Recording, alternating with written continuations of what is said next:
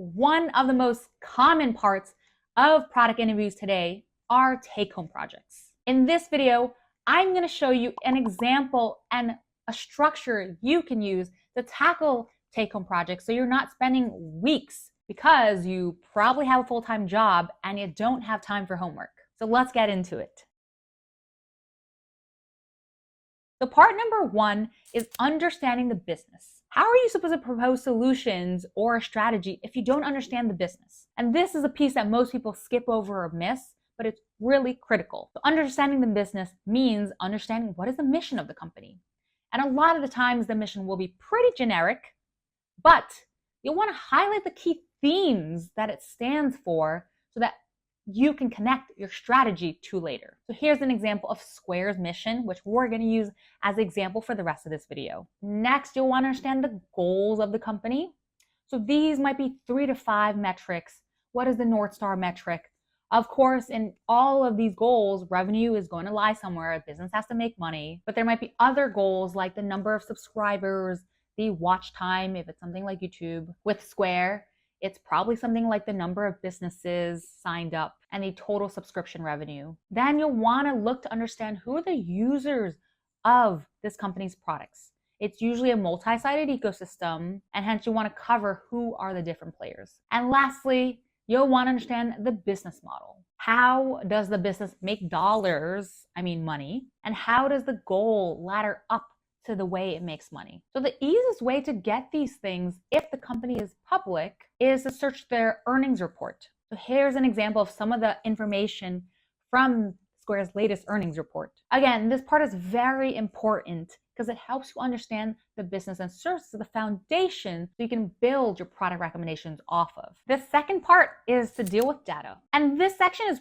probably the trickiest, but also the most pivotal, because how are you supposed to come up with a strategy or know what to build if you don't know information or insights about what the problem is? But at the same time, with these take-home exams, because they're so ambiguous, it's very easy to fall into a rabbit hole of digging for data, and it is really mentally draining, trust me. So ideally, you'll want to find some data, but not dig so hard where you're going past page 5 on Google search. So what are some of the categories of data you want to look for? It starts with user research. And the first thing you can do is actually do some user interviews. And nothing beats talking to customers. And this was something that I learned at Stripe, where you want to be a culture where you can pick up the phone, email, VC, whatever, and talk directly to customers. So I was actually interviewing for a B2B product. And I remember they told me explicitly, we want you to go interview our customers. And I had another client who was interviewing with Uber, who actually interviewed Uber drivers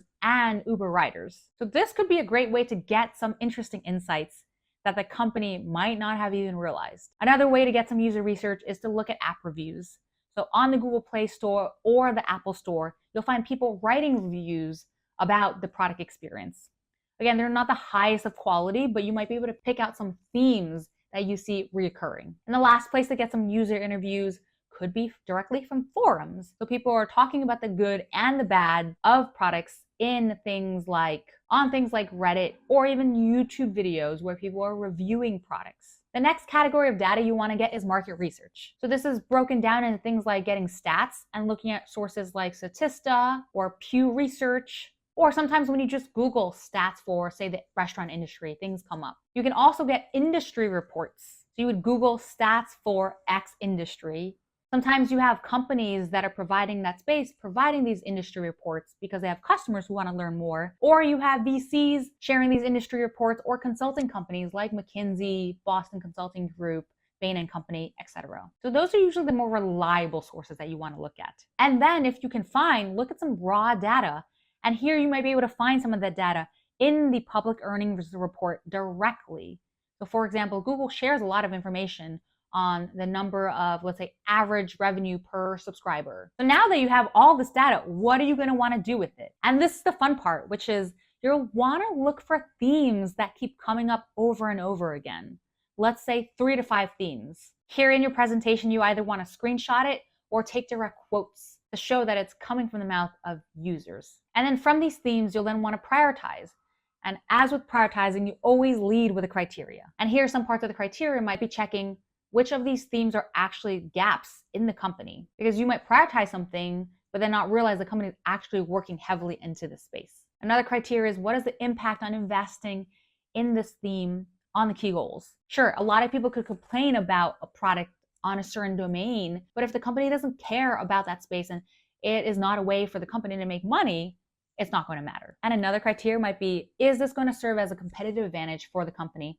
Or are competitors already working on this and them making a drop in the bucket isn't going to make a difference? So a lot of my clients who I help on take-home projects struggle with the thought of, I get so stuck on getting data or being overwhelmed by so much data. So note here, they don't care so much about the right answer as much as your process. So if there was data that is maybe wrong, it matters less than how you built upon that data. So if you're building logical conclusions throughout, that at least shows that you can do and execute if you were given the right data. Step number 3 is now getting into the strategy. The first, you now have themes that you've prioritized, and hence you want to show a strategy that tackles those themes and discuss how it ladders up to the higher mission. So this is where you're going to bring back the understand work that was done above in understanding the business, how it makes money, etc. And the word strategy is a word